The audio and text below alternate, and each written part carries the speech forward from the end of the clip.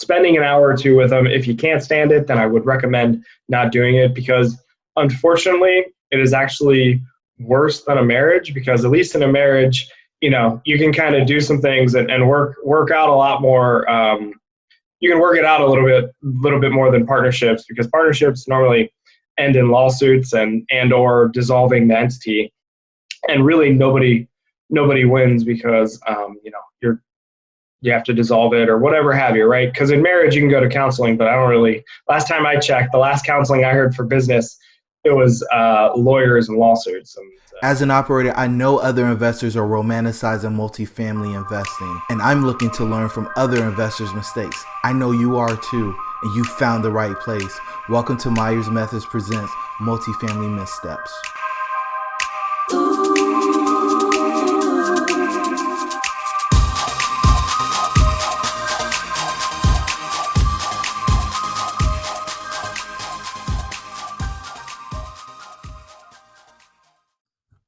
Hey everybody, and welcome to Myers Methods Presents Multifamily Missteps. I'm your host, Jerome, and today I have Ryan Groene with me today. Ryan, how are things in your neck of the woods?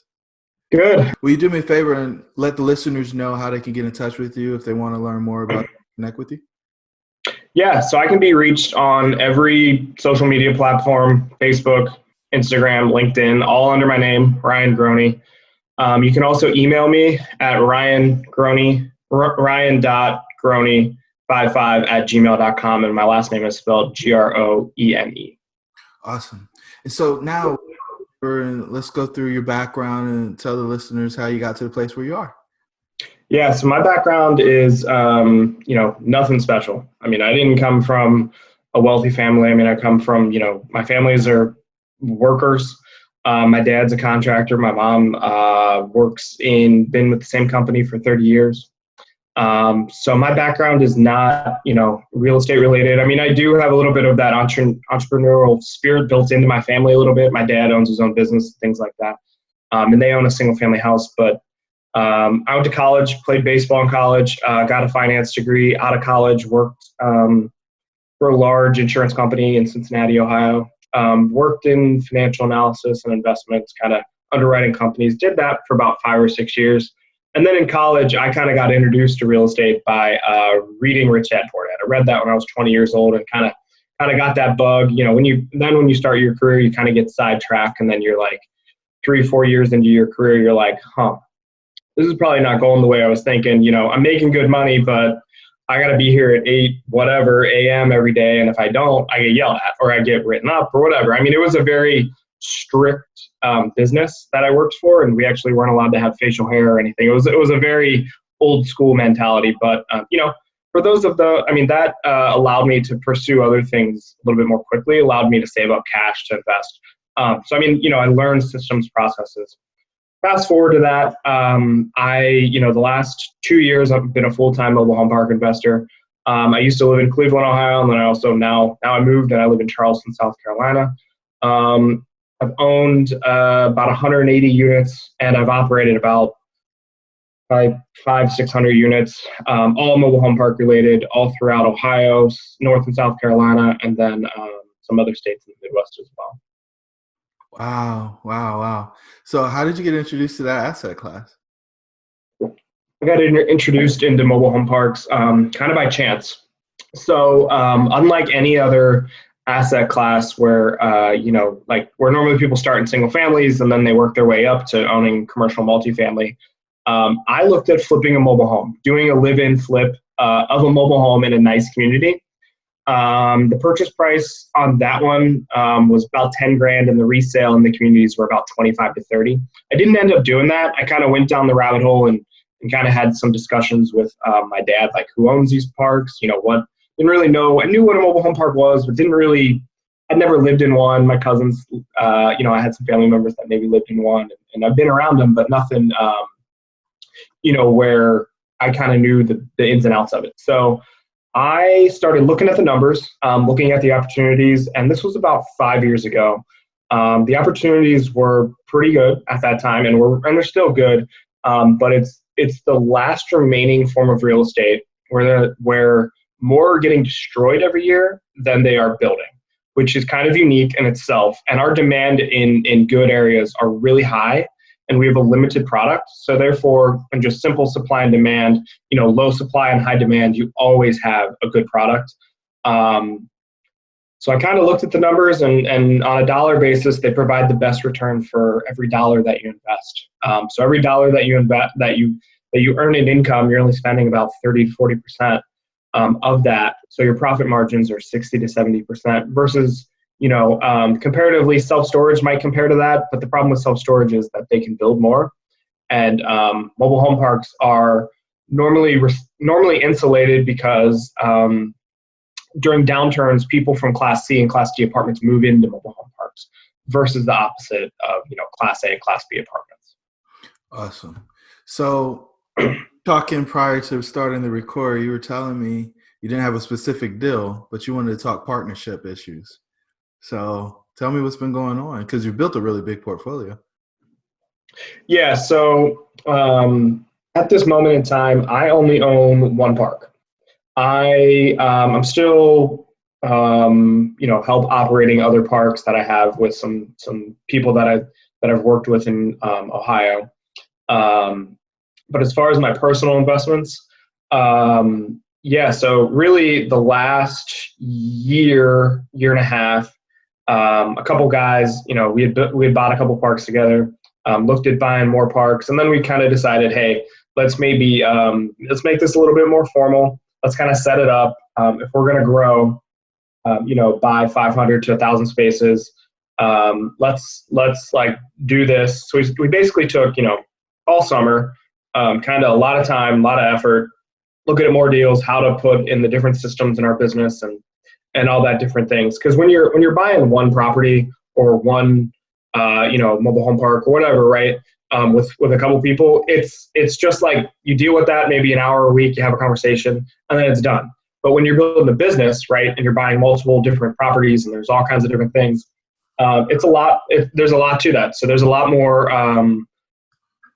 You spend a lot more time with people, right? So you kind of have to figure out, is this the right match? Is it not? And if it's not, why isn't it? So we kind of went down that route, that discussion path. And long story short, we just weren't the right fit for building a business together. And building a business together is, like I said, a lot different than just buying a park or two. I'm still friends with, them. I don't hold any hostilities or anything. I mean, it was a growing, experience, because I had bought a couple parks.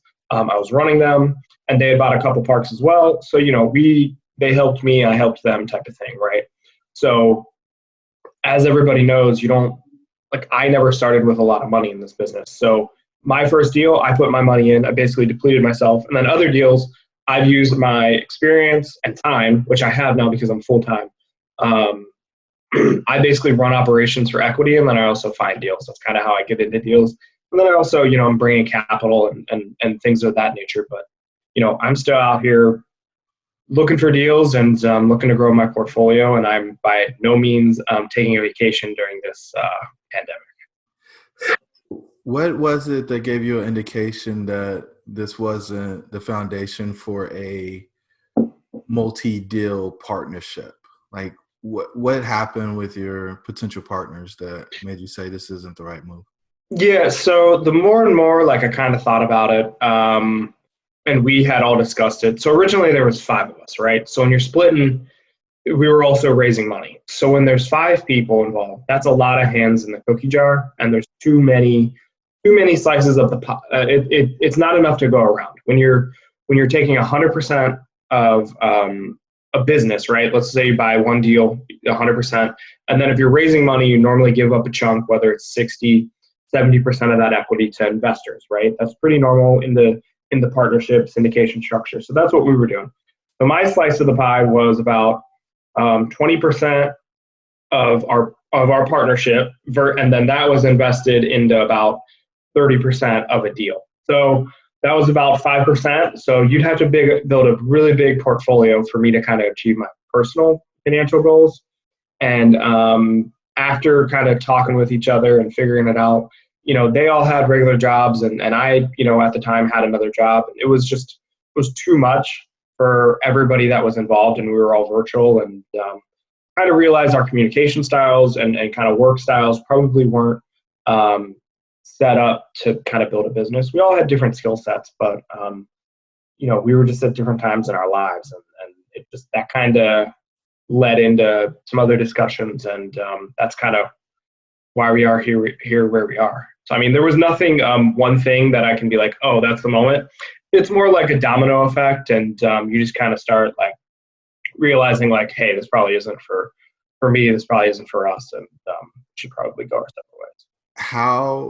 So the new way that you're structuring your deals, how are you making it more beneficial for you if you're still not bringing capital? So the same structure that I would do in the past, I structure it to where I get a percentage of the equity for basically running operations, which is quote unquote sweat equity, right? That's basically what I'm doing. I'm the sweat equity of the equation. So that's basically how I'm structuring the deals. It may be I'm taking 10, 25, 50% of a deal. It just depends on how large the deal is. Now I may bring some capital to the deal. I may also bring an investor in and, can have them contribute, and then I run the deal, right? So these are all active joint ventures. They're not, I don't, to this date, I have not syndicated. So it's more of they're an active investor, family, friends, and it's not really quote unquote passive as far as like true limited partnership where they're doing nothing and they're just collecting a check every month. They might be the money piece, but they're also maybe, maybe they have some relationships with a contractor or something else, right? They do have to be active, and we keep meeting minutes and all that stuff. So if somebody came to me, right, and they said, hey, I have some money, we've known each other for a little while, and I have this deal, I'll run the deal and you put your money in, I would structure it probably, depending on the size of the deal, anywhere from, like I said, they get 50, 60%, and then I get, 20 to 40% of the deal. Now, at the end of the day, they do have the final say if they own that much. So to kind of limit my downside, I pick and choose a little bit more. I'm a lot more picky than what I used to be, right? I'm not just as hungry. I mean, I'm still hungry to do deals, but I'm not just doing deals with anybody. I have to know them a little bit longer and kind of, get to know them on a personal level and also in a business relationship, and kind of vet them out before I just kind of take anybody's money, because as you can see, it can not always end the way that you plan. Not that it was negative in any way. It was a great learning experience, and and also, I cashed out my partnerships with those two, and is what it is, and it's a great learning experience for future endeavors. So. What's up, guys? It's your host, Jerome. I just want to let you know we launched Myers Methods in the fall of 2019 with the ambition to inspire a new breed of multifamily investor. If you are interested in getting into multifamily or scaling your current business, hop over to our website at myersmethods.com to grab your free 4-step guide on how to get the ball rolling in multifamily. Now let's get back to the episode. So do you have some type of checklist or prescription on how you vet your deals or your potential partners today? Because I imagine, because you have the experience that you have, a lot of people are working with you. Mm-hmm. So yeah, I mean, it's really, what is your goal, right? So first of all, we all talk about like, so investing with somebody else's money, what's the timeline? I mean, it's just the same as any other investment, right? What's the timeline of your money that you're putting in? Are you okay with holding it for 10 years, or do you need it back in a year, right? So figuring out those capital needs is number one, in my opinion. And then number two, kind of figuring out what their return objectives are. And then also at the same time, kind of once we get past that, seeing if we're the right fit for their money. Figuring out if we're the right,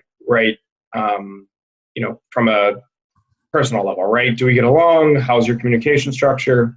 Do we like each other? I mean, you don't always have to like your business partner, but, if you hate them, it's going to make it a lot harder than just kind of getting to know them, right? And liking them, spending an hour or two with them. If you can't stand it, then I would recommend not doing it, because unfortunately, it is actually worse than a marriage, because at least in a marriage, you can kind of do some things and work out a lot more.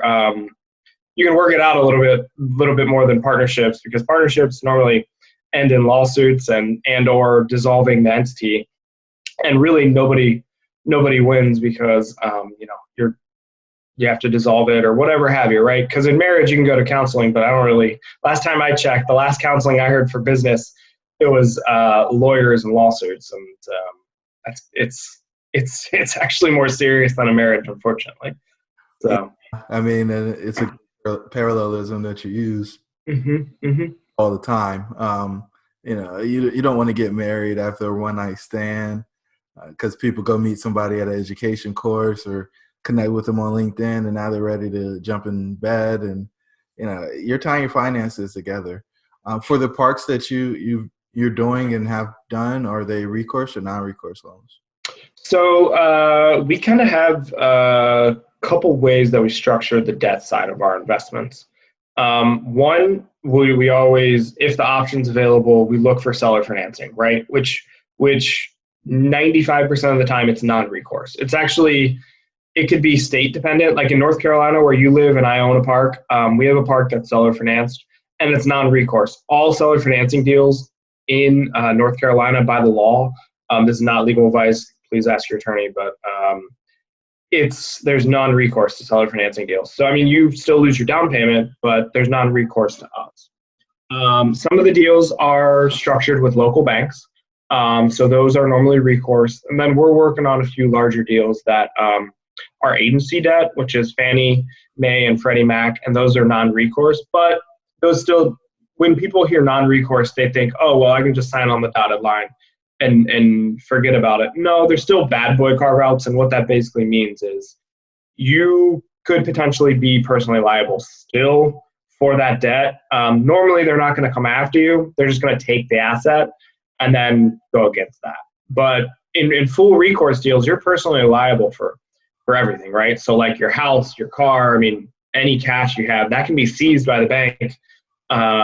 Most of the time, they just take the property back, but it really just depends on the bank. And during 2008, I don't really think anybody that I know of actually, like, the bank called it and went after different assets. But then again, I don't know everybody and I don't know every deal. I mean, heck, I was in high school when that happened. So I was on my way to college. I was thinking about, drinking beers, playing baseball, and whatever we were doing on the weekend when we weren't playing baseball. So, I mean, it was a different time, and I wish I had been an investor then, because I'm sure I would have learned a hell of a lot, and it would have probably helped me now, but I can only read about it and study it, and talk with other investors that lived through it. So when you get Fannie or Freddie debt on a mobile home park, are they just lending on the land, or will they lend on the homes too? No, so normally they're only lending on the land. So our business model really plays into that, because a lot of lenders don't like mobile homes as far as a rental, because it's seen as, personal property, right? They think it can just be driven away, which is not the case. Yeah, they have axles and wheels, but they're not just going to be towed away by somebody's F-150, right? And if it is, that F-150's getting pulled out the back end of it. But anyways, yeah, so they normally only lend on the land and what that land is producing, right? So what's the lot rent, and then what's the expenses associated with that park? And then that's kind of the basis for their value. They may include a little bit of the park-owned home income, which park-owned homes are homes that the park owns, and they rent them out like apartments. So they may consider that a little bit, but most of the time they don't like those, and we don't either. Now, will I discriminate against an investment? No. I've owned a park that was all park-owned homes, and the plan is to sell them off for cash, give them away, or like do some type of owner financing where we finance it, and they own the home in a relatively short time frame. Wow. So, Ryan, what words of wisdom do you have for our listeners? I would say read as much as you can, talk with as many people as you can, and then at the end of the day, don't be scared by, thinking that real estate is something complicated, because it's not. I owned zero of anything, right? I didn't own a home. I didn't even own my car at the time when I bought a mobile home park. I was renting. I went from 0 to 75 units on my first purchase. Now, I did that with partners, and I had studied a lot and talked to a lot of people and looked at a lot of deals. But really, if your plan is just to buy one deal, start looking at one deal a day, call one real estate agent, call one broker, call one owner. I mean, you're going to learn a lot more if you're in it than if you're not in it. And especially if you work another job like a 9 to 5 and then you got kids, your time is limited. And I've been there. So, I mean, you have to carve out a lot of time to kind of set aside if you want to do deals. But my words of wisdom is just get started and kind of don't look back. So, that's super interesting. You're an operator, you're an asset manager, and you don't feel like investing is complicated. I know you deal with some things that you scratch your head on. So why do you believe that it's not complicated? It's complicated, but it's not. Real estate is really, unfortunately, it's not, how do I say this? A very unintelligent person can make a lot of money in real estate. And unlike if you're buying businesses or buying stocks, you normally have to be pretty educated and pretty well versed in high finance in order to do well in private equity and hedge funds and investment banking, right? Versus real estate, it's very simple. You have your income, you have your rents, and you maybe have 10 to 15 expenses on a monthly basis. And it's the property is there, so it's either producing income or it's not. And the expenses associated with it are not complicated. It's normally utilities, different bills. I mean, the ebbs and flows, your inflow of revenue is very simple. The unit's occupied or it's not occupied, and how do I get it occupied, right? Now, I'm not saying it's not complicated. It is complicated, but on comparatively to other forms of investing, it's very simple because you have real property. You can learn, or you can find somebody that knows structural issues with buildings, knows how to do certain things with water and sewer lines, knows all these different things. There's a reason there's only one Warren Buffett, but comparatively, there's a reason there's a lot more real estate millionaires versus stock millionaires, right? I mean, generally saying Warren Buffett buys businesses, not stocks, but he, in order to achieve that kind of wealth by just buying businesses is pretty hard. And the guys that are doing it are, private equity investment bankers. And those guys, I come from that background, and those guys are really way smarter than me. That's kind of why, I like real estate probably, because it's also just simpler it's also easier. I mean, as far as there's a reason they don't call it, or they call it passive income, right? I mean, you still have to work for it, but, tenant calls, I can call them back later. It's not urgent. I mean, some things are urgent, but most of the time, my day is not very urgent. So. Well, Ryan, I appreciate you coming on and sharing with our listeners. Till the next time, man. Stay safe. Talk to you soon. Yeah, appreciate it. Talk soon. You made it to this juncture, so you really love what we shared on this episode of Myers Methods Presents Multifamily Missteps. Do us a favor. Give us a 5-star rating. Give us a review. And share this with somebody who's interested in multifamily investing. Until the next time, the pack is with you.